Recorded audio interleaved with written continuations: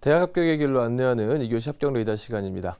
이번 한 주는 2017학년도 학생부 중심 전형에 대해서 자세히 살펴보고 있는데요. 오늘은 주요 대학의 학생부 중심 전형을 주제로 알아보도록 하겠습니다.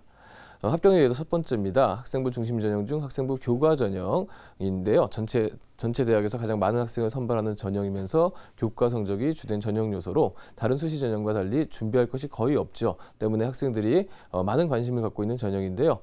대부분의 대학에서는 수능 최저학력 기준을 적용하기도 합니다.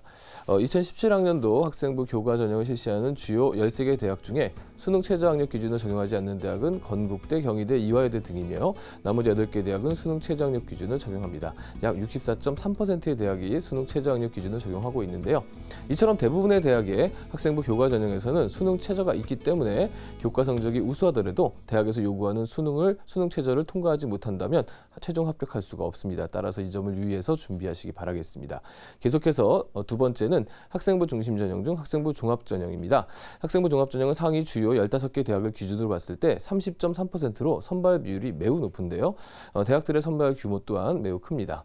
주요 15개 대학의 2017학년도 학생부 종합 전형 중 대표적인 전형 선발 규모는 서울대가 1672명, 경희대가 1285명, 중앙대가 1231명 등으로 1000명 이상의 많은 인원을 선발하고 있고요. 다음으로는 한양대가 958명, 이화여대가 620명, 건국대가 612명 등 600명 이상을 선발하고 있습니다.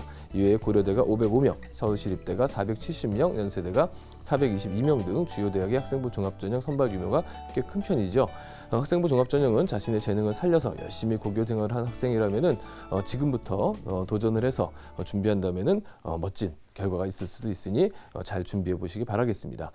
마지막으로 학생부 중심 전형 중에 가장 큰 변화가 있는 건국대학교를 살펴보도록 하겠습니다. 건국대학교는 2017학년도 입시에서 수능 중심의 정시 모집을 축소하고 학생부 종합 전형을 대폭 확대하는 방향으로 입학 전형 시행 계획을 확대했는데요. 건국대는 대표적인 학생부 종합 전형인 KU 자기 추천 전형의 모집 인원을 612명으로 늘리고 기존의 KU 교과 우수 전형과 KU 고른기회 전형 지역 인재 전형을 통합하여 KU 학교장 추천 전형을 신설해 378명을 선발하는 등 학생부 종합 전형 선발 인원이 무려 990명으로 대폭 확대되었습니다.